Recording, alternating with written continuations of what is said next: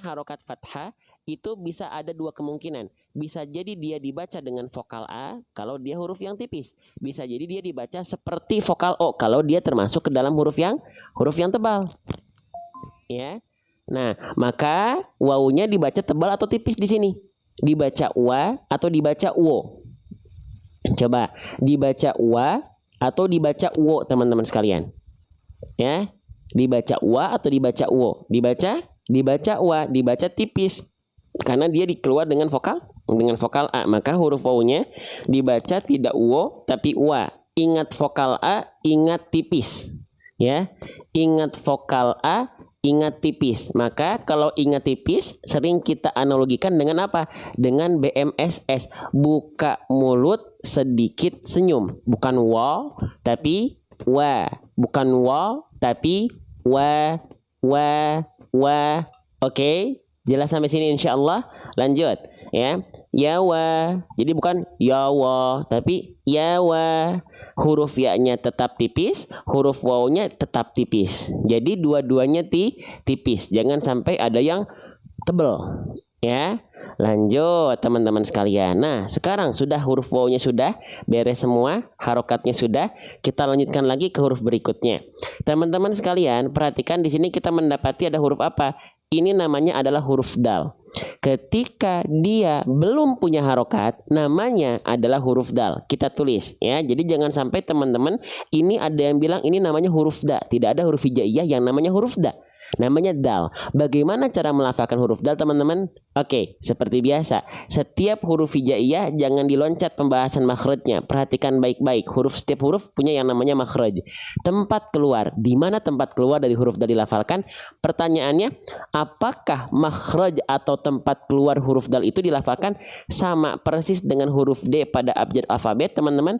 Sama nggak antara dal dengan D keseharian kita atau D alfabet kita? Jawabannya adalah belum tentu. Belum tentu apa? Belum tentu sama, tapi juga belum tentu beda. Ya, belum tentu sama, tapi juga belum tentu beda, teman-teman sekalian. Nah, maka gimana? Nah, maka teman-teman ketika melafalkan huruf dal, acuannya jangan ke huruf D alfabet dulu, tapi ke kaidah makhraj huruf dal. Di mana huruf dal dilafalkan? Ayo kita cek teman-teman sekalian ya. Oke, kita pelajari kembali ke buku Seru Hijaiyah. Kita masuk ke huruf dal. Di mana sebenarnya huruf dal dilafalkan? Ya, bismillahirrahmanirrahim. Oke, perhatikan. Nih, di mana makhraj atau tempat keluar dari huruf dal? Oke, perhatikan. Makhraj artinya tempat keluar. Tempat keluar huruf dal dilafalkan dari yang namanya torful lisan. Bang, torful lisan itu maksudnya apa? Torful lisan itu artinya adalah ujung lidah. Ujung lidahnya untuk huruf dal diapain? Wato wadal wata min huwa min ulyasanaya. Ujung lidah kita disentuhkan ke pangkal gigi sari atas. Ujung lidah disentuhkan ke pangkal gigi sari atas. Bang, nggak kebayang. Nggak usah dibayangkan, langsung lihat gambar. Nih, perhatikan. Lihat gambarnya langsung, pelan-pelan, step by step. Perhatikan titik berwarna hitam di sini. Huruf dal itu dilafalkan dari persentuhan ujung lidah ke pangkal gigi sari atas. Nah, ini ilustrasinya, nempelnya ke sini, ke gusi tempat tumbuhnya gigi sari atas kita. Bang, masih belum kebayang? Kalau masih belum kebayang, kita coba berikhtiar yang lain, teman-teman, sahabat-sahabat sekalian, perhatikan. Nah, ya, kita coba persiapkan, kita jadi mode dokter gigi dulu ya. Oke, perhatikan. Nih, huruf dal dilafalkan dari mana? Dari ujung lidah kita yang ini. Nah, ini namanya torful lisan atau ujung lidah. Ujung lidah kita disentuhkan kemana? Ke pangkal gigi seri atas. Nah, pertanyaannya adalah yang mana yang disebut dengan pangkal gigi seri atas? Nah, nih, yang disebut dengan pangkal gigi sari atas adalah ini namanya gigi sari atas, teman-teman. Ini namanya adalah gigi sari atas. Mana bagian pangkalnya? Bagian pangkalnya adalah bagian ini. Nah, nih, bagian gusi-gusi tempat tumbuhnya gigi sari atas itu yang dimaksud dengan pangkal gigi sari atas. Jadi, ujung lidah kita itu nempelnya ke sini. Nah, ya, kalau huruf D gimana? Kalau huruf D teman-teman melafalkannya seperti ini, saya yakin dominan di antara kita melafalkan huruf D itu ujung lidahnya ke sini. Nih, ke sini ujung lidahnya, ke langit-langit. Nah, kalau teman-teman melafalkan huruf D pada abjad alfabetnya ujung lidahnya ke sini, maka huruf dal hijaiyah teman-teman jangan sama kayak D alfabet teman-teman.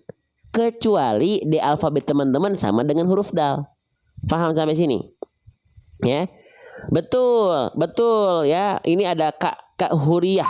Kak Huriyah 87, betul banget. Jadi huruf dal itu sama kayak makhraj huruf ta. Betul banget, barakallahu fikum. Ya. Oke, jadi huruf dal itu makhrajnya sama kayak huruf ta sama kayak huruf to. Ya. Yaitu mana? Ujung lidah ke pangkal gigi sari atas, ke sini, bukan ke langit-langit ya. Nah, nanti kita coba ikhtiarkan lagi dengan apa? Dengan video animasi seru hijaiyah. Teman-teman tinggal scan barcode saja video animasinya dan kita lihat seperti apa huruf dal dilafalkan. Teman-teman mohon izin ya, saya persiapkan dulu huruf dal. Nah, perhatikan baik-baik. Nih, saya izin agak zoom in dulu biar kelihatan. Nah, perhatikan ujung lidah kita ketika kita melafalkan huruf dal. Nah, ulang lagi. Jadi ujung lidah kita nempel ke pangkal gigi sari atas kita. Ya, bukan ke langit-langit tapi ke gusi tempat tumbuhnya gigi sari atas kita. Sehingga teman-teman sekalian, ketika kita lafalkan ya teman-teman sekalian, ya, itu bunyinya seperti ini. Perhatikan baik-baik. Da, di, du, ade, ide, ude, ada, idi, wudu. Nah, jadi nempelnya begitu, kurang lebih si ilustrasi pergerakannya kurang lebih seperti itu. Kita coba lagi sekali lagi ya. Perhatikan, kita ulang lagi. Perhatikan baik-baik. Masya Allah. Kita ulang ya. Oke. Da, di, du, ade, ide, ude, ada, idi, wudu. Nah, nempelnya ke sana. Bisa dipahami? Bisa diikutin dari rumah teman-teman, sahabat-sahabat bedah tajwid sekalian? Bismillah. Kita berikhtiar, hasil gimana Allah. Yang penting ikhtiarnya maksimal. Hasil Allah sudah tahu yang terbaik buat kita. Yang penting ikhtiar maksimal, bahagia, bersyukur sama Allah. Lanjut ya. Oke, sekarang kita coba pelajari dan kita praktekkan. Huruf dalnya berarti sudah kita ketahui ya. Jadi dia belum tentu sama dengan dek kita ya, belum tentu juga beda. Yang penting teman-teman tahu kaidah makhraj dalnya seperti apa. Ya, lanjut. Sekarang huruf dal ini dia harokatnya harokat baris lagi, simpul angka 9. Ya, ketika kita mendapati ada huruf hijaiyah apapun yang di atasnya ada simpul angka 9 macam ini namanya adalah harokat dhammah. Kenalan ya. Bismillah, pelan-pelan. Huruf hijaiyah apapun yang dia berharokat dhammah simpul angka 9 di atas huruf, maka dia mesti dibaca dengan vokal apa? Dia mesti dibaca dengan vokal U, teman-teman sekalian. Dia mesti dibaca dengan vokal U. Maka pastikan dia muncung. Jadi huruf dal di sini kan berarti sudah kita ketahui dia dibaca dengan vokal U. Nih, ya, dia dibaca dengan vokal U. Nah, sempurnanya harokat dhammah ya atau itmamul harokat atau kesempurnaan harokat dari bunyi vokal U pada harokat dhammah itu dengan cara apa? Dengan cara maju mulutnya, muncung mulutnya, mencucu mulutnya. Jadi jangan sampai teman-teman melafalkan harokat dhammah mulutnya cuma begini. Ya, du. Maka ini kurang sempurna teman-teman sekalian. Ya, tapi muncungkan mulutnya. Ya waddu, du. Iyyaka na'budu. Kenapa harus monyong, Bang? Ya, karena sempurnanya dhammah itu monyong. Wa kullu madmumin falan yatima, tidak akan ada harokat dhammah yang sempurna illa kecuali bidhammi syafataini dhammah, kecuali dengan memuncungkan mulut kita ke arah depan. Ya. Oke. Iyyaka na'budu. Jangan cuman na'budu. Jangan ya. Lanjut. Sip. Nah, huruf dalnya udah kita ketahui, tadi sudah kita pelajari. Harokat dhammahnya sudah kita coba upayakan kita sempurnakan. Sekarang lihat di atas huruf dalnya ada tanda apa? Nih, ada tanda burung terbalik. Ya, ketika kita mendapati ada huruf hijaiyah apapun yang di atasnya terdapat burung terbalik macam ini namanya adalah tanda apa? Ini namanya adalah tanda tasydid. Oke? Sip, kita izin tulis.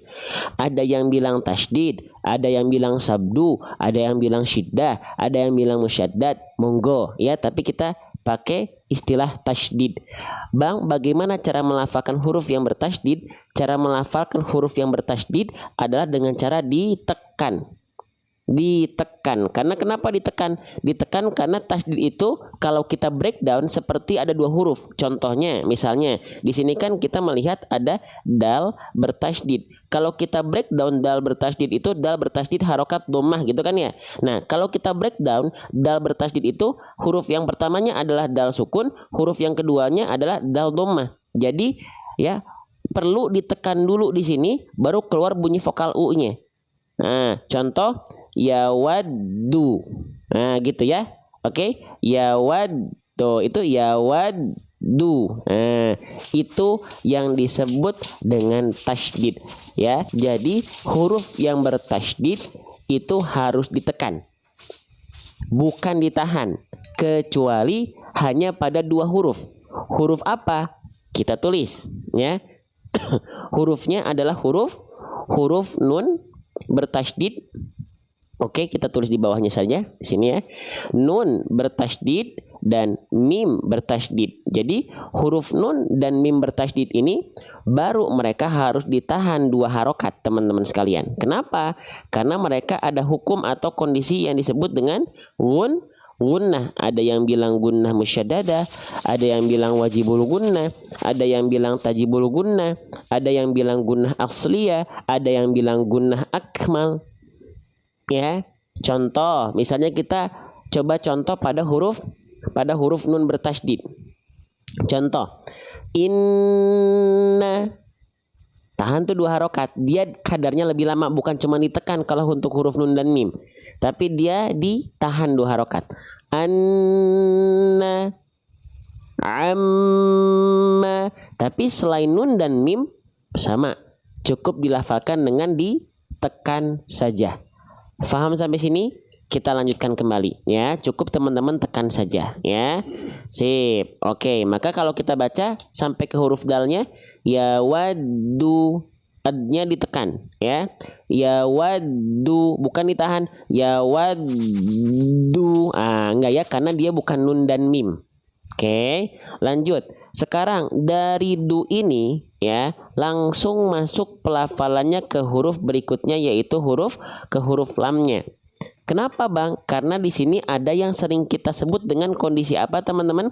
Saya tandain pakai warna hijau deh ya. Nih, di sini ada keadaan yang sering kita sebut dengan alif lam qamariyah, atau ada yang bilang juga izhar qamari, ada yang bilang juga al-qamariyah. Boleh ya. Nah, Bang, maksudnya alif lam qamariyah kita tulis singkat saja ALQ ya, ALQ. Alif lam qamariyah. Alif lam qamariyah itu tandanya apa? Kita lihat dengan tanda-tanda yang mudah saja. Apabila teman-teman mendapati ada huruf hijaiyah yang bentuknya seperti alif dan lam, yang mereka saling bersandingan dan berdampingan seperti ini, lalu di atas lamnya ada tanda petik, maka itu namanya alif lam qamariyah. Karena nanti ada satu lagi namanya alif lam syamsiyah. Kalau alif lam syamsiyah itu tandanya tasydid setelah lamnya. Contoh misalnya kita cari nah ya, misalnya kita cari pada saat dicari malah susah ya. Mana ini alif lam syamsiyah teh ya, sebentar ya. Pas dicari mana? Nih contoh nih, perhatikan. Kalau teman-teman nyari alif lam syamsiyah nih, yang saya tandai dengan warna kuning, ada bentuk seperti alif dan lam yang saling bersandingan. Nah, setelah lamnya tandanya bukan sukun tapi tasydid. Ini namanya alif lam syamsiyah. Ya, paham? Contoh wa'anish. Nah, cara bacanya sama alif lam qamariyah, yaitu langsung masuk ke huruf yang ada tanda tasydidnya untuk alif lam syamsiyah. Kalau untuk alif lam qamariyah, dia masuknya langsung ke huruf yang ada tanda sukunnya. Mana? Nih, bukan. Mana tadi? Nah, ini ya. Nah, alif lam qamariyah berarti langsung masuk ke huruf yang ada tanda sukunnya. Ya waddul. Ya waddul. Gitu, oke? Sip ya. Jadi du-nya nggak perlu dipanjang-panjangkan. Lanjut lagi teman-teman sekalian ya. Oke, selanjutnya sekarang kita akan coba bertegur sapa dengan huruf berikutnya. Teman-teman ada yang tahu nggak ini huruf apa? Coba yang ngerasa ada semangatnya di sini. Coba jadilah penonton yang lebih aktif. Jari jemarinya jangan diam, jari jemarinya jangan nongkrong doang, ya. Oke. Jadilah penonton yang interaktif, jadilah penonton yang aktif, ya. Ini namanya adalah huruf lam, teman-teman, sahabat-sahabat sekalian. Jadi jangan sampai teman-teman bilang ini namanya huruf la. Gak ada huruf hijaiyah yang namanya huruf la, teman-teman, ya. Nah, bagaimana cara melafalkan huruf lam? Ingat, seperti biasa, setiap huruf hijaiyah jangan main loncat, ya. Nah, setiap huruf hijaiyah itu ada yang namanya makhraj. Makhraj itu apa, Bang? Makhraj itu artinya tempat keluar. Di mana tempat keluar dari huruf lam? Apakah makhraj huruf lam itu sama dengan huruf L pada abjad alfabet, teman-teman sekalian? Jawabannya adalah belum tentu. Sama seperti tadi kita melafalkan huruf dal. Dal memang diwakilkan dengan huruf D pada latinnya, tapi kan belum tentu sama. Begitupun huruf lam. Memang huruf lam diwakilkan dengan huruf L pada abjad alfabet, tapi belum tentu sama dengan huruf L. Tapi juga belum tentu beda. Makanya untuk huruf lam ini harus diketahui kaidah makhrajnya, bukan hanya asal baca. Gimana huruf lam dilafalkan? Yuk cek. Cek pelan-pelan teman-teman sekalian. Sekarang kita masuk ke huruf dal ya. Kita masuk ke huruf lam ya. Perhatikan baik-baik. Kita cek ke huruf lam. Bismillah. Nah, oke. Inilah makhraj huruf lam. Walamu adna halimun tahaha. Lam itu keluar dari yang namanya hafatul lisan. Apa, Bang, itu hafatul lisan? Hafatul lisan itu artinya adalah tepi lidah. Kalau bahasa mudahnya, tepi lidah itu artinya adalah samping lidah atau sisi lidah. Nah, ketika kita melafalkan huruf lam itu dilafalkan walamu adna halimun tahaha, dari tepi lidah atau samping lidah. Namun samping lidah bagian yang mana? Yuk kita cek. Gini ya, kita jadi mode dokter gigi dulu sebentar ya. Oke, perhatikan. Kita siapkan dulu ya. Oke. Nah, sebentar. Sip. Nih, huruf lam itu dilafalkan seperti apa, teman-teman sahabat-sahabat sekalian? Ya, nih, huruf lam itu dilafalkan dari tepi lidah bagian depan yang kanan. Jadi tepi lidah itu samping lidah atau sisi lidah. Sisi lidah bagian depan yang kanan kita yang saya tunjuk menyisir sampai ke ujung lidah. Begitupun samping lidah depan yang kanan yang ini menyisir sampai ke ujung lidah. Itu adalah organ huruf lam yang harus disentuhkan. Ya, tapi disentuhkannya kemana? Disentuhkannya ke langit-langit bagian depan. Di mana? Nah, perhatikan di sini. Oke. Sebentar, tutup di layar nih ya. Dia nempelnya ke sini. Ya, nempelnya ke sini. Jadi bukan cukup nempelin ujung lidah doang aja, teman-teman ya.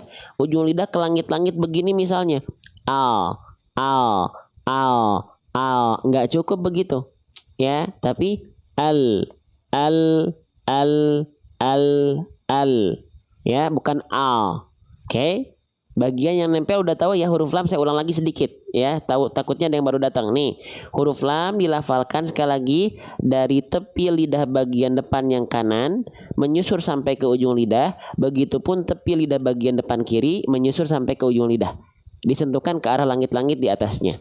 Ya, sehingga nanti kalau kita lihat video animasi seru hijaiyahnya ketika bukunya sudah selesai dan teman-teman scan barcode bukunya, kita lihat seperti apa makhraj dari huruf lam atau tempat keluar dari huruf lam. Bismillahirrahmanirrahim. Ya, perhatikan teman-teman, kita akan coba izin zoom. Nah, perhatikan, inilah pelafalan huruf lam.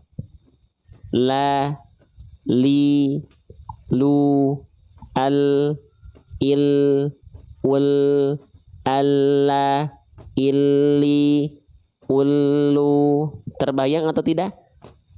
Terbayang. Ya. Di sini kalau teman-teman ikut share lagi, bayangkan ada orang ikut belajarnya dari hurufnya dia lafalkan setiap baca Quran. Teman-teman ikut posting ulang dengan cara di pojok kanan bawah ada tanda panah, diklik posting ulangnya.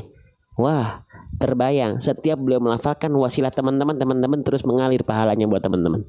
Makanya jangan diam. Ya. Jangan cukup berhenti kebaikannya di jari jemari teman-teman semua, di HP teman-teman semua. Sedangkan ada peluang teman-teman mensyiarkannya kembali. Kalau bagi teman-teman pahala jariah itu menggiurkan. Ya, gitu. Kita lihat seberapa menggiurkan pahala itu buat teman-teman ya. Oke, jadi seperti itu huruf lam dilafalkan. Sekarang kita coba teman-teman. Ya. kita coba ya, kita stop nih. Jadi huruf lam itu dilafalkan seperti ini. Nah, ya perhatikan. Tepi lidah bagian depan kiri dan kanan ya. Oke, ini keduanya menyusur sampai ke ujung lidah. Jadi bukan cuman ujung lidahnya doang. Ya, kita coba lafalkan sekali lagi. Bismillah. Perhatikan. La, li, lu. Nah, gitu ya. Oke. Jelas ya? Sip. Oke. Nah, yuk teman-teman ya. Konten-konten ngaji jangan sampai penontonnya diem. Ya, kalau teman-teman diem yang naik konten-konten yang kurang bermanfaat. Ya, gitu. Maka pastikan teman-teman bukan orang-orang yang diam. Ya. Gitu. Oke. Sip, kita lanjutkan kembali ya. Ya wadul. Nah, sekarang kita lihat huruf lamnya dibaca la, dibaca li, dibaca lu. Nah, tinggal kita lihat huruf lamnya di sini di atasnya dalam kondisi tanda petik. Kalau teman-teman mendapati ada huruf hijaiyah apapun yang di atasnya terdapat tanda petik macam ini namanya adalah tanda sakinah atau tanda sukun dalam istilah tajwidnya. Biar teman-teman tahu ya, namanya adalah tanda sukun atau tanda sakinah. Nah, Bang, sukun itu apa? Kalau di kita sering disebut dengan tanda mati. Nah, maka teman-teman juga boleh sebut misalnya lam mati, boleh? Boleh, yang penting cara bacanya betul. Nah, sekarang teman-teman kita bahas ya, hal apa saja yang teman-teman harus perhatikan ketika teman-teman melafalkan lam sukun. Ya, di sini mohon maaf, kita nggak bisa bahas cuman hukum tajwid aja, lalu mencari asal banyak saja, nggak bisa. Ya. Hukum tajwid betul tapi huruf tertukar ya sarah bacaannya teman-teman sekalian. Ya, hati-hati. Ya, banyak sekali di antara kita berkutat di hukum tajwid, tapi ketika dicek bacaannya lancar tapi hurufnya serba ketukar. Huruf ain jadi hamzah, huruf ha kecil jadi ha besar, huruf zal jadi zai, huruf dha jadi zal. Dan itu kesalahan yang besar karena bisa merubah makna yang terkandung dari ayat yang kita baca. Sekali lagi, penting belajar huruf. Kenali satu persatu. Ya, bukan cuman asal banyak, bukan cuman asal cepat. Ya, lanjut. Oke. Nah, selanjutnya teman-teman sekalian, ya, perhatikan. Hal yang teman-teman harus perhatikan ketika teman-teman melafalkan lam dalam kondisi bersukun. Nih, kita coba masuk ke halaman lam bersukun. Saya sengaja buat buku ya sesuai dengan kemampuan saya yang sudah ada latihannya per huruf ketika dia bersukun, berharokat, bertasydid. Kita bahas contoh ayatnya, contoh kalimatnya, ya. Kita bahas juga beberapa kesalahan yang saya ketahui ketika kondisi-kondisi tertentu. Contoh, lam bersukun. Kesalahan apa aja yang sering kali terjadi teman-teman sekalian? Nih, di poin ke-1. Ya, ini sudah kita bahas tadi. Dilafalkan betul-betul seperti huruf L pada abjad alfabet. Padahal belum tentu sama dengan L L alfabet kita. Ya. Lalu selanjutnya di poin kedua, huruf lam sukun sering kali dibaca dengan memantulkan suara. Coba teman-teman sekalian, siapa di sini yang melafalkan huruf lam sukun suka memantul? Boleh komen SAYA di kolom komentar. Ya, coba boleh komen saya di kolom komentar. Ada yang suka memantul huruf lamnya? Oke, contohnya gimana Bang? Contohnya misalnya kita ambil di Quran surah Al-Mutaffifin ayat ke-26 yang ada di buku saya ini, ya. Contoh lam sukun yang memantul adalah terdapat bunyi vokal e pada lam sukunnya. Contoh, falyatanafasi, falyatanafasi. Nah, apabila lam sukun teman-teman seperti itu kesalahan. Bukan menjadi kesalahan yang besar, tapi tidak sempurna pelafalan lam sukun teman-teman. Ayo, maka teman-teman sekalian, ya. Gitu. Ketika kita melafalkan lam sukun, teman-teman sekalian pastikan dia tidak memantul. Kenapa dia nggak boleh mantul, Bang? Oke, kita balik lagi ke huruf lam, ya. Nah, oke, kita lihat, ya, huruf lam punya berbagai macam sifat. Seluruh huruf hijaiyah punya sifat-sifat huruf. Kita sekarang fokus ke huruf lam, ya. Kita baca dari awal sampai akhir sifat-sifat huruf lam. Ada jahor, tawassut, istifal, infitah, idlaq, dan inhiraf. Nah, kenapa huruf lam tidak boleh memantul? Lihat di antara sifat-sifat huruf lam ini ada nggak sifat yang namanya qalqalah? Ada nggak sifat yang namanya qalqalah? Nggak ada teman-teman sekalian. Nah, Bang, emang qalqalah itu apaan? Qalqalah itu artinya adalah memantul. Huruf yang punya sifat qalqalah maka dia mesti dipantulkan ketika sukun. Ya, huruf yang punya qalqalah, huruf yang punya sifat memantul hanya cuman ada 5. Apa aja? Ba, jim, dal, to, qaf. Baju di toko. Abe, aje, ade, apo, ako. Huruf lam nggak boleh dibaca ale. Karena dia nggak termasuk yang punya sifat qalqalah, teman-teman sekalian. Maka ketika kita praktekkan dalam ayat di sini jangan sampai kita baca ya waddul mujrimu, ya waddul dulmu. Ini biasanya nggak sengaja, kita nggak niat mantul tapi kita nggak fokus, akhirnya lam sukunnya mantul. Jangan ya. Ya waddul lemu. Nah, Bang, gimana caranya biar huruf lam kita tidak memantul? Gimana caranya teman-teman? Nah, caranya teman-teman jangan tergesa-gesa melepas huruf lamnya. Perhatikan. Ya waddul. Nah, ketika lamnya makhrajnya turun, itu pasti ada bunyi le. Kalau teman-teman tak langsung masuk ke huruf berikutnya. Ya waddul lemu. Nah, makanya buat teman-teman yang melafalkan lam sukun, ketahuilah ternyata huruf lam itu punya sifat satu lagi namanya apa? Walin hirofi suhiha. Huruf lam itu punya sifat namanya inhirof. Inhirof itu penyimpangan makhraj. Jadi penyimpangan makhraj pada huruf lam itu ketika dia tadi kita sudah ketahui makhraj huruf lam dilafalkan seperti apa, nempel ke langit-langit bagian depan, diseret agak ke kanan atau ke kiri. Agak disimpangkan ke kanan atau ke kiri. Contohnya ya waddul mujrimuna, ya waddul dulmu. Dengan sifat inhiraf itu akan membuat huruf lam kita tak tergesa-gesa melepas makhrajnya. Ya, gitu. Oke, paham sampai sini? Jelas sampai sini? Ya, gitu. Oke, ya. Ya waddulmu, ya waddulmu. Nah, gitu. Jadi jangan sampai ya waddul nggak, tapi ya waddul mujrimuna. Disimpangkan aja, boleh ke kanan, boleh ke kiri, yang penting ke samping. Ya. Oke. Nah, biar apa? Biar nggak buru-buru lepas makhraj huruf lamnya. Lanjut lagi teman-teman sekalian. Itu yang teman-teman harus perhatikan ketika teman-teman melafalkan huruf lam sukun ya. Oke, kita lanjutkan kembali ya. Selanjutnya, apakah kesalahan huruf lam cuma berhenti lam sukun ya? Apakah cuma berhenti di poin kedua saja? Kita baru bahas sampai ke poin kedua. Ternyata masih ada. Poin ketiga, kesalahannya sering kali terjadi ketika lam sukun adalah jangan sampai dilafalkan terputus suaranya. Contohnya gimana Bang? Contohnya begini. Ya, kok error? Sebentar ya. Ini buku saya sendiri namanya Metode Seru Hijaiyah tuh teman-teman ya. Oke, sebentar. Masya Allah. Mana huruf lam tadi? Kok tiba-tiba nge-close ya. Sebentar. Nah, misalnya di sini. Huruf lam itu bunyinya ketika sukun tak boleh terputus. Kenapa Bang nggak boleh terputus, nggak boleh tertahan?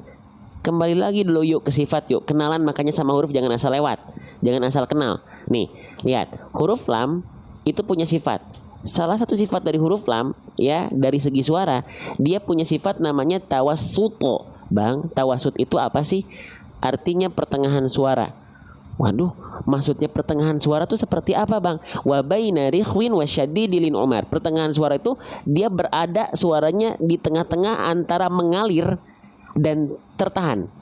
Mengalir suara nama sifatnya rokhwah ya, tertahan suara nama sifatnya syiddah. Tawassut enggak betul-betul ngalir, tapi enggak boleh terputus atau tertahan. Oke. Maka ketika teman-teman melafalkan huruf lam, kembali lagi ke pembahasan, mohon maaf bolak-balik ya, perhatikan. Nih, contoh misalnya kita ambil di Quran surah At-Tariq ayat ke-17.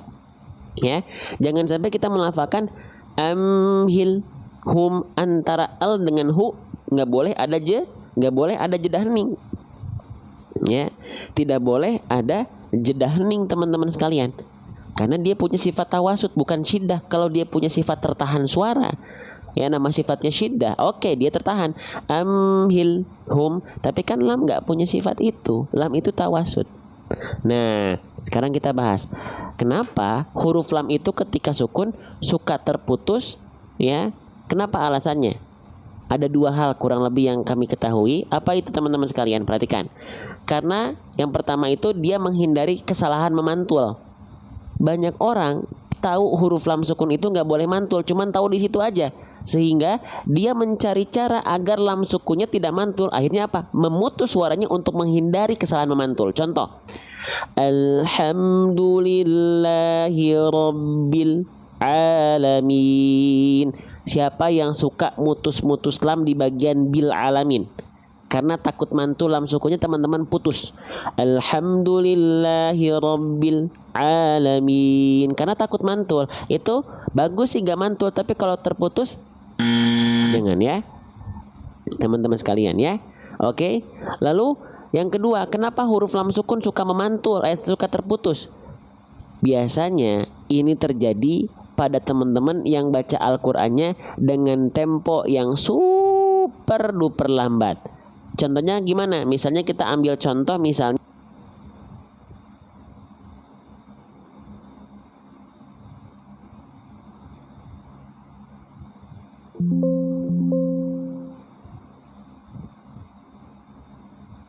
cek ada suaranya nggak? Mohon maaf ya.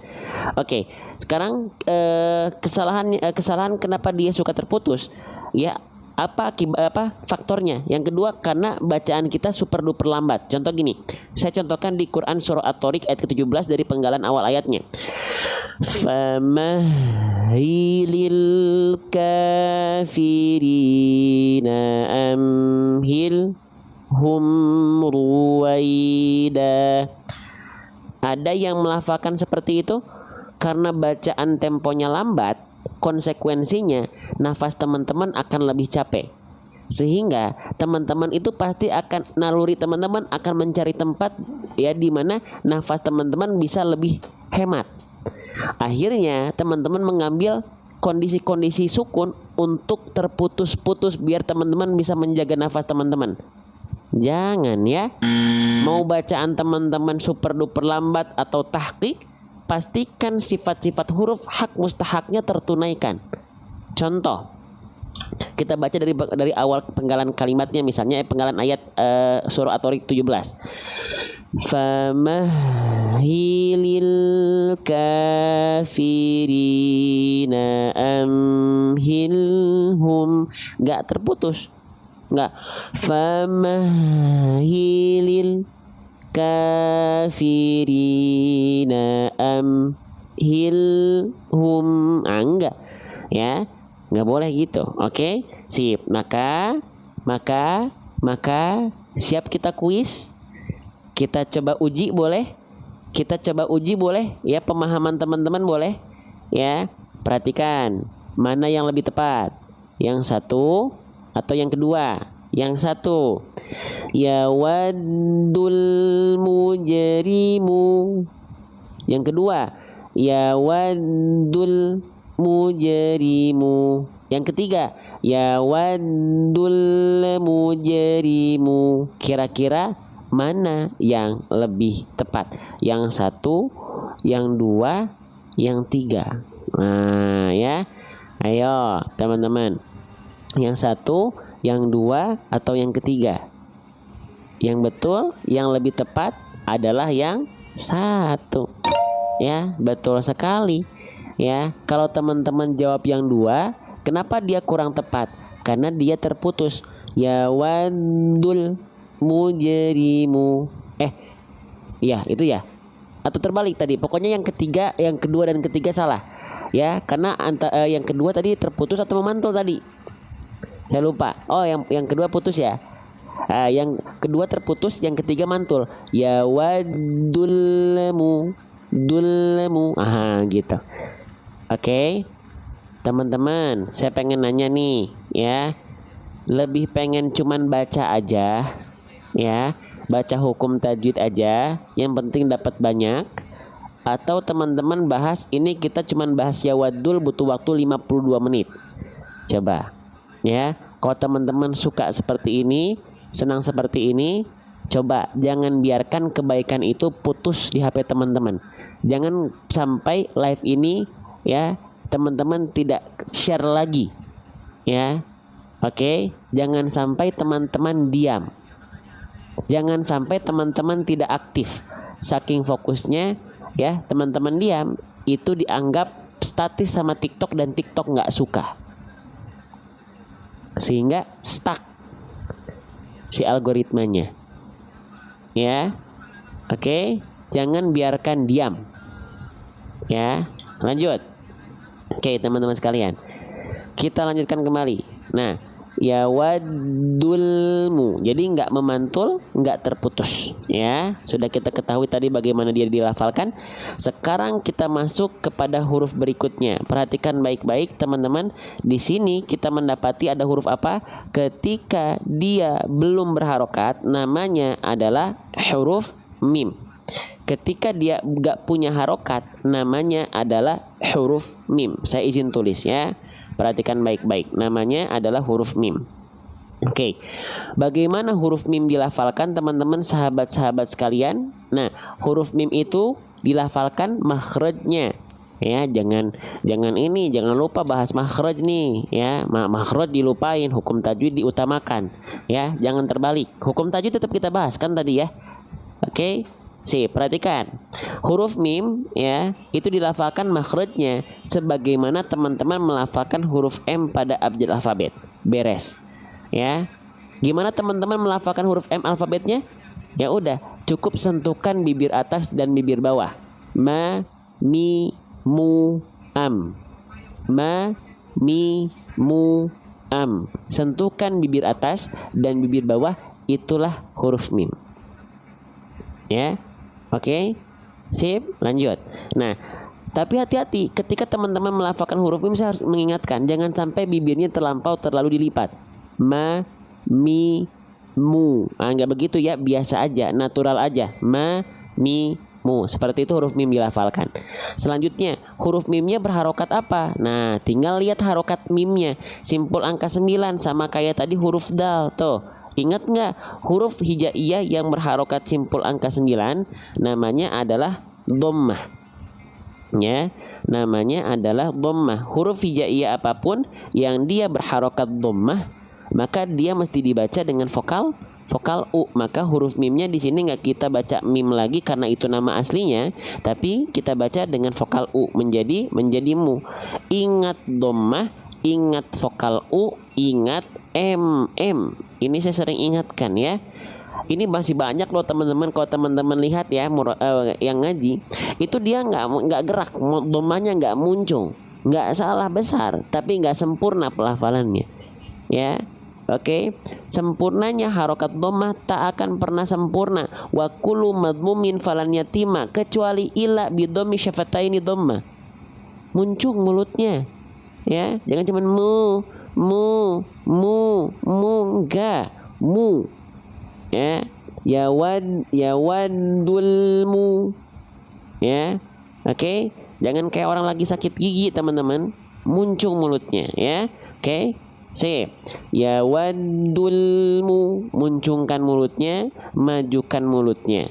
Ya, jangan nanggung-nanggung, tapi monyongnya monyong yang proporsional, bukan juga mu. Nah, enggak gitu juga ya. Oke, lanjutkan kembali teman-teman sekalian ya.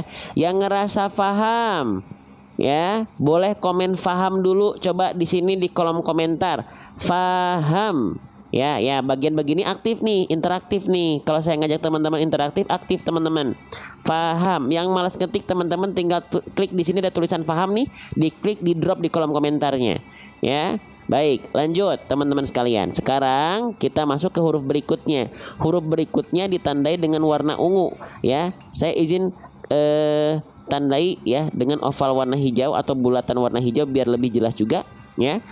Huruf yang saya tandai dengan warna hijau atau huruf yang berwarna ungu ini namanya huruf apa? Ketika dia belum berharokat namanya adalah huruf jim. Oke, jadi jangan sampai ada yang bilang di sini huruf ja. Tak ada huruf hijaiyah yang namanya huruf ja. Ya, ini namanya adalah huruf jim. Bagaimana cara melafalkan huruf jim, teman-teman sekalian? Sebelum ke sana, kita akan bahas kesalahan yang sering kali terjadi ketika kita melafalkan huruf jim adalah apa? Saya sering sebut dengan BBN. Apa itu BBN? Teman-teman sekalian, apa itu BBN? BBN itu artinya bocor becek nafas. Bocor becek nafas, teman-teman sekalian. Ya, bocor becek nafas. Maksudnya gimana bocor becek nafas? Nih, kita coba ilustrasikan pada kalimat ta'awudz ya. Perhatikan bagian huruf jimnya. A'udzu billahi minasyaitonir rajim. Jim. Ada teman-teman yang melafalkan huruf jim gitu? Ada becek-beceknya. Jim. Ya, tajri min tahtihal anhar. Ca, ci, cu, aje. Ada yang begitu? Salah. Tidak sempurna, bukan kesalahan besar tapi nggak sempurna. Gitu ya, kurang maksimal pelafalannya. Kenapa tidak boleh dilafalkan seperti itu huruf jim? Ya harus ada alasannya. Kenapa nggak boleh gitu? Tanya alasannya kenapa tidak boleh. Yuk kita bahas. Perhatikan. Huruf jim kenapa tak boleh keluar percikan-percikan bocor becek nafas? Karena huruf jim punya aturan, punya sifat dia. Jangan mengada-ngada sifatnya. Jim kita lihat dari segi nafas. Apa sifatnya? Jahr. Jahr itu apa? Jahr itu artinya tertahan nafas, teman-teman sekalian. Ketika teman-teman melafalkan huruf jim, jangan keluar nafasnya. Ya. Oke. Karena punya sifat jahr ini. Dia punya sifat jahr, dia punya sifat, punya aturan. Ya. Nah, kenapa tapi teman-teman seringkali melafalkan huruf jim ada ca, ci, cu, ada percikan nafasnya. Tandanya teman-teman tak melafalkan huruf jim pada makhrajnya, pada tempat keluarnya. Ya, maka yuk kenalan, jangan bosan. Ya, sama belajar huruf. Ya. Jangan cuma hukum tajwid aja sekali lagi. Hukum tajwid kita sempurnakan seperti tadi ya. Tapi huruf jangan diloncat. Ya, gitu. Karena gini loh teman-teman. Karena runut nih pembahasannya nih.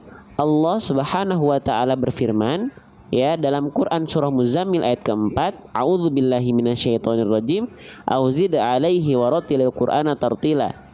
Yang baca Quran bacanya tartil ya. Apa itu tartil? Tajwidul huruf wa ma'rifatul wukuf. Yang disinggung di awal apa? Tajwidul huruf. Apa itu tajwidul huruf? Ya, makharijul hurufi wa sifatil yalfidhu bi afsahil lughati. Ya. Menyempurnakan tajwid huruf itu apa? Makharijul huruf wa sifati. Tajwidul huruf itu makhraj tempat keluarnya huruf dan sifat. Belum dulu ke hukum tajwid, malah belum disinggung hukum tajwidnya teman-teman sekalian. Ya, kenapa? Karena yang bisa merubah makna adalah pelafalan huruf yang tertukar, yang justru seringkali kita bahas dan kita loncat ketika belajar. Dulu juga saya begitu. Ya, huruf itu cuma mengenal bentuk aja, asal keluar, tapi ternyata pas kita belajar hari ini tertukar, sering banget yang tertukar. Ya, gitu. Oke. Lanjut ya, teman-teman sekalian. Oke, maka huruf jim dilafalkan dari mana? Perhatikan, ya. Huruf jim dilafalkan dari tengah lidah. Ya, istilahnya wastu lisan, disentuhkan sampai diangkat sampai menyentuh ke bagian langit-langit di atasnya. Ya. Nah, contoh gambarnya begini, lihat titik berwarna hitam di sini. Ya. Tengah lidahnya nempel, betul-betul lengket, betul-betul nempel. Jangan sampai ada aliran nafas, jangan sampai dia ada celah sedikit yang membuat ada percikan nafas pada huruf jim, karena teman-teman tengah lidahnya nggak betul-betul lengket nempel ke tengah lidah, ke langit-langit di atasnya. Ya, nempel tengah lidahnya. Ya, sehingga nanti ketika kita lafalkan huruf jim, misalnya kita coba lafalkan huruf jim dalam kondisi berharokat dulu deh, dia nggak akan dibaca ada percikan nafasnya. Ja, ji, ju, ja, ji, ju. Bedakan dengan ca, ci, cu, ca, ci, cu. Ya, paham sampai sini? Jelas sampai sini? Semangat teman-teman sekalian, semangat ya, gitu. Ja, ci, cu, tak nempel. Ja, ji, ju. Bisa dibedakan nggak teman-teman? Coba, ya, coba. Saya nggak pengen teman-teman asal cepet-cepetan, asal banyak-banyakan, nggak, ya. Oke, bisa dibedakan nggak? Ya, antara ja, ci, cu dengan ja, ji, ju. Ya, Oke, jelas ya. Oke, tapi sekarang kita lihat di sini ya ke huruf jim. Perhatikan ya. Huruf jimnya di sini dibacanya dengan vokal A, dengan vokal I, dengan vokal U, teman-teman sekalian. Dengan vokal A, dengan vokal I, atau dengan vokal U. Coba. Dengan vokal A, dengan vokal I, dengan vokal U. Nah, ternyata kita lihat di sini huruf jimnya di atasnya terdapat tanda petik. Oke, berarti sama kayak huruf lam tadi ya, ada tanda petiknya ya. Nah, kalau ada huruf hijaiyah yang di atasnya terdapat tanda petik semacam ini, ingat namanya tanda apa? Namanya tanda sukun. Ya, teman-teman boleh bilang ini tanda sukun, atau teman-teman boleh bilang disebut dengan tanda sakinah. Tapi dalam bahasa kita tanda sukun ini disebut dengan tanda mati. Maka jimnya dalam kondisi mati. Bagaimana cara melafalkan huruf yang dalam kondisi mati, teman-teman sekalian? Ya, cara melafalkan huruf dalam kondisi mati, dia tidak dibaca hidup. Dia tidak dibaca hidup, tandanya dia nggak dibaca dengan bunyi vokal hidup, yaitu vokal A, I, U. Nah, maka huruf jimnya nggak dibaca jajiju. Oke, berarti huruf jimnya dibaca gimana? Dibaca dengan kondisi mati. Kondisi mati itu sama dengan kondisi cukup dibaca dengan bunyi konsonan jimnya saja. Konsonan huruf jim dibaca apa? Ej. Konsonan jim itu awalnya adalah ej, ej, ej. Ya. Ini belum kita bahas sifat, ya, karena nggak semua orang langsung belajar sifat. Huruf-huruf dulu, ya, belajar sabar di sini ya. Oke, lanjut. Maka kalau kita baca secara dasar huruf jim sukun itu cukup dibaca dengan bunyi konsonannya. Mujrimu, betul atau tidak? Dasarnya dulu, betul nggak begitu konsonan jim? Mujrimu, betul. Tapi apakah cukup pelafalannya seperti itu? Tentu saja tidak. Karena apa? Karena huruf jim ketika sukun punya sifat. Nah, huruf jim punya sifat huruf yang dimana sifat ini hanya muncul ketika huruf jim dalam kondisi sukun. Apa nama sifatnya? Lihat buku saya. Belajar pelan-pelan ya, jangan buru-buru asal banyak asal cepat. Jim, perhatikan di sini ya. Dia punya sifat yang muncul hanya dalam kondisi sukun apa? Lihat poin ke-6. Nih, namanya sifatnya adalah qalqalah. Qalqalah itu apa? Qalqalah itu artinya memantul. Nah, sifat memantul ini pada huruf jim hanya muncul ketika jim dalam kondisi sukun. Ketika dia berharokat, sifatnya tidak ada. Ya, paham sampai sini? Jelas sampai sini teman-teman, insya Allah ya. Oke, lanjut ya pelan-pelan ya. Oke, nah sekarang berarti huruf jimnya di sini harus dipantulkan. Oke, karena nanti menyambung lagi. Bang, kok nggak langsung praktek di sini? Kita nggak langsung praktek. Ya, kalau mau langsung praktek teman-teman boleh ikuti di level lain. Tapi kalau di sini kita pahami konsep dulu. Nanti ketika praktek kalau perlu kita zoom seperti ini. Tapi syaratnya satu, sabar dalam belajar. Perhatikan. Ya, nah huruf jim ketika sukun dijelaskan di buku kita. Ya, tuh lihat kesalahan yang sering kali terjadi ketika kita melafalkan huruf jim adalah, lihat yang pertama sudah kita bahas, terpercikan nafas yang seharusnya tertahan. Ya, udah kita bahas kan tadi ya, muj, jangan. Ya, lalu yang kedua suaranya tidak memantul. Nah ini yang sedang kita bahas, sifat qalqalah. Ya, jangan sampai suaranya tidak dipantulkan, mujrimu. Ya, maka harusnya gimana? Harusnya huruf jimnya dipantulkan. Ya wadul mujrimu. Pantulkan huruf jimnya. Paham atau tidak? Ya. Ya, yang terus tap-tap layar siapa aja ngaku? Kelihatan di sini ya. Yang lagi tap-tap layar Umi Ramlah, yang tap-tap layar Bunda Dia Lestari, Bunda Jumanila. Kelihatan dari sini semua terpantau. Nih kalau teman-teman nggak percaya. Ya, gitu. Oke. Teman-teman yang aktif seperti ini di sini, ini kolom keaktifan tuh kelihatan dari sini sama dari sini. Ya. Oke. Jadi kalau teman-teman diam kelihatan sama aja, kepantau nama-namanya siapa aja, ya. Oke, lanjut. Teman-teman sekalian. Nah, jadi ya pastikan dia mantul. Ya wadul mujrimu. yawaddul mujrimu, yawaddul mujrimu. Pastikan dia mantul, jangan sampai tidak mantul. Yawaddul mujrimu. Enggak begitu. Ya, paham? Jelas sampai sini? Bisa dipahami enggak? Ya. Oke, ya. Gitu ya. Oke, aktif di kolom komentar. Ya, kalau lagi nggak komen, aktif tap layarnya. Yang belum share. Nah, jadi terus nggak berhenti. Ya, lanjut. Nah, selanjutnya ketika teman-teman melafalkan huruf jim sukun, lihat poin ketiga. Banyak orang sudah memantulkan huruf jim. Keren, Masya Allah. Tapi lihat poin ketiga, jangan sampai suara pantulannya ketika dia dipantulkan tapi pantulannya tertahan, maka itu menjadi kesalahan. Bahkan khawatir bisa menjadi kesalahan yang besar ketika teman-teman memantulkan huruf qalqalah tapi dengan pantulan yang tertahan. Nah, maksudnya pantulan tertahan itu seperti apa? Pantulan tertahan itu seperti ini. Misalnya kita ambil contoh. Nah, Quran surah Al-Mutaffifin ayat ke-29. Yang harusnya teman-teman bacanya begini. Perhatikan pantulan jim sukunnya.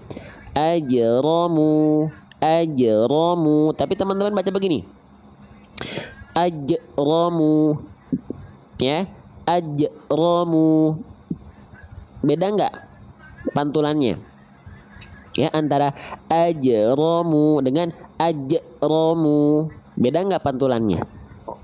Ya, beda teman-teman. Dan ini sering teman-teman lafalkan di mana? Di surah Al-Ikhlas, surah favorit sejuta umat. Ya, oke, melafalkan qalqalahnya begini. Ya, Qul huwallahu ahad. Ada yang begitu? Allahus samad, lam yalid wa lam yulad. Ada yang gitu? Walam yakul lahu kufuwan ahad. Nah, itu nggak boleh bang, tapi kan udah dipantulkan. Iya, tapi pantulannya bukan begitu yang dimaksud. Bahkan kalau pantulannya seperti itu, khawatir teman-teman seolah menambah huruf baru yang mengakibatkan kesalahan yang besar. Kenapa bang? Karena menambah huruf, mengurangi huruf pada suatu kalimat sama dengan sudah merubah struktur kata. Struktur kata berubah, maka makna ayat akan menjadi taruhannya. Ya, oke. Bang, ternyata susah ya baca Quran. Bukan susah, tapi kita pengen asal cepet sih, pengen instan. Makanya sering tanya, bang, gimana ya biar bisa baca Quran, berapa lama biar beri. Nah, kenapa nanyanya soal waktu? Biarin aja belajar. Masalah waktu Allah yang akan nuntun teman-teman. Jangan buru-buru. Ya, gitu. Saya melafalkan huruf hudud aja perlu waktu 2 tahun bolak-balik talaki, ya, baru dibilang mumtaz. Betul, 2 tahun. Teman-teman bisa jadi lebih lama, bisa jadi lebih cepat. Ya, gitu. Bisa jadi lebih lama, bisa jadi lebih cepat. Tapi apakah masalah? Gak masalah. Yang penting terus berikhtiar. Ya, oke, sip, ya. Nah, maka harusnya gimana bacanya? Pantulkan, tapi jangan ditahan. Ajramu, qul huwallahu ahad, bukan ahad. Ya, karena kalau pantulannya tertahan seperti itu, teman-teman seolah sedang menambah huruf baru. Contohnya di sini, ya. Kalau teman-teman pantulannya tertahan seperti tadi, itu seolah menambah huruf hamzah sukun. Ajramu. Kenapa bang tiba-tiba ada hamzah sukun? Hamzah itu punya sifat namanya syiddah, teman-teman. Nah, sifat syiddah itu, ya, pada hamzah sukun, kalau ketemu sama huruf hamzah sukun akan terhenti. Contohnya gini. Belajar lagi dari buku saya. Makanya yang saya buat bukunya bukan buku hukum tajwid dulu, tapi huruf. Nih, ya, ketika, nah, perhatikan nih ya, sifat-sifat dari huruf hamzah. Nih, ya, sifat-sifat dari huruf hamzah. Hamzah itu punya sifat namanya dari segi suara adalah syiddah. Syiddah itu artinya tertahan suara. Nah, sifat syiddah ini ketika hamzah sukun akan sangat terasa. Makanya lihat ya, ketika hamzah bersukun, huruf-huruf yang berjumpa dengan hamzah sukun itu akan terhenti, seolah terhentak, kayak ada remnya. Contoh pada Quran surah Al-Fil ayat ke-5. Ya, kita baca dari bagian awal kalimatnya. Faja'alahum ka'asfim ma'kul. Kenapa maknya terhenti? Karena ada hamzah sukun. Kenapa kalau ketemu hamzah sukun terhenti? Karena hamzah sukun punya sifat syiddah, punya sifat tertahan suara. Maka kalau ketemu sama huruf hamzah sukun, rem, ada remnya. Faja'alahum ka'asfim ma'kul. Begitupun di Quran surah Al-Alaq ayat pertama. Iqra bismi. Kenapa ro-nya nggak dibaca iqra bi atau dibaca iqra bi? Tapi kenapa ada iqra bi? Kenapa? Karena ada hamzah sukun di sana. Oke, kalau ada hamzah sukun sepakat, semuanya akan ada remnya. Ya. Tapi di huruf qalqalah jangan sampai ada hamzah sukunnya. Ya. Contoh ya, misalnya kita kembalikan lagi ke pembahasan qalqalah huruf jim ya. Oke, perlu nggak dibahas yang kayak begini? Perlu nggak dibahas? Coba. Oke, mau nggak dibahas yang begini? Nih, contoh kembali lagi ke sini. Ya, ke Quran surah Al-Mutaffifin ayat 29, jangan sampai dibaca ajramu, enggak, tapi ajramu. Biarkan pantulan qalqalahnya lempar saja pantulannya, jangan di portal-portal, jangan di rem-rem. Ajramu, ya. Paham ya? Jadi jangan sampai ada hamzah sukunnya. Oke? Jelas sampai sini? Nah, kenapa saya menjelaskan seperti ini, teman-teman sekalian? Karena saya cinta sama teman-teman semua. Bukan pengen teman-teman cuman asal lancar. Yang hari ini lancar, termasuk saya dulu tuh saya lancar. Tapi ketika belajar lebih dalam, salah semua. Gitu. Salah. Enggak, salah, ulang lagi. Makanya dibelajar dari mana? Dari pemula, bukan masuk ke mahir. Pemula, padahal saya udah lancar. Ya, gitu. Oke. Jadi lihat baca Quran itu bukan sebentar dari segi lancarnya saja, tapi lancarnya betul atau enggak. Nah, gitu ya. Oke, lanjut. Perhatikan baik-baik teman-teman sekalian, ya. Nih, maka mana jawaban yang tepat di sini? Qalqalah mana yang tepat? Saya kasih 3 opsi jawaban. Yang betul yang 1, yang 2, atau yang 3. Siap-siap kuis ya. Jawaban yang 1. Yawaddul mujrimu. Yawaddul mujrimu. Yang kedua, yawaddul mujrimu. Yawaddul mujrimu. Yang ketiga, yawaddul mujrimu. Yawaddul mujrimu. Yang 1, yang kedua, atau yang ketiga? Boleh komen di kolom komentar. Ya. Oke, yang 1, yang 2, yang 3. Kita lihat jawaban paling banyak di sini. Apa yang tersematkan? 3 ya. 3 ya. Keren. Barakallahu fikum. Yang betul adalah jawaban yang ketiga. Kenapa jawaban yang kedua salah? Ya, yang satu salah, yang satu nggak sama sekali dipantulkan. Yawaddul mujrimu, nggak ada pantulannya. Jawaban yang kedua dipantulkan sih, tapi ada hamzah sukunnya. Yawaddul mujrimu. Harusnya yang ketiga dipantulkan, tapi tidak tertahan. Yawaddul mujrimu. Karena dia di pertengahan kalimat, namanya qalqalah apa? Namanya qalqalah sughra. Pantulannya cukup pantulan yang ringan saja. Qalqalah itu pantulan, sughra itu kecil. Jadi kecil di sini maksudnya ringankan saja pantulannya, ya. Ya waddul mujrimu. Nah, gitu ya. Oke, nah itu yang disebut dengan qalqalah. Nah, pembahasannya kita kasih warna ungu. Ya. Nah, tinggal lihat di sampingnya. Tuh, warnanya warna ungu. Penjelasannya dulu ya nih di kolom warna ungu. Apa katanya sifatnya namanya qalqalah. Ya. Apa itu qalqalah? Pembacaan pada huruf ba, jim, dal dan to, qaf alias bajudi, toko ya, yang dimana dia bersukun atau dalam keadaan disukunkan ketika di akhir kalimat ya, atau ketika waqaf dibaca dengan cara dipantulkan. Warnanya warna ungu. dipantulkan dibacanya, 0 harokat artinya nggak perlu dipanjang-panjangkan. Ya, tinggal teman-teman lihat yang teman-teman baru belajar baca Quran di Latinnya, untuk belajar dikasih warna ungu juga, ditandai dengan tanda bintang. Artinya huruf sebelum bintangnya dipantulkan alias dikolkolahkan. Contoh, ya wadul mujrimu. Lagi, ya wadul mujrimu.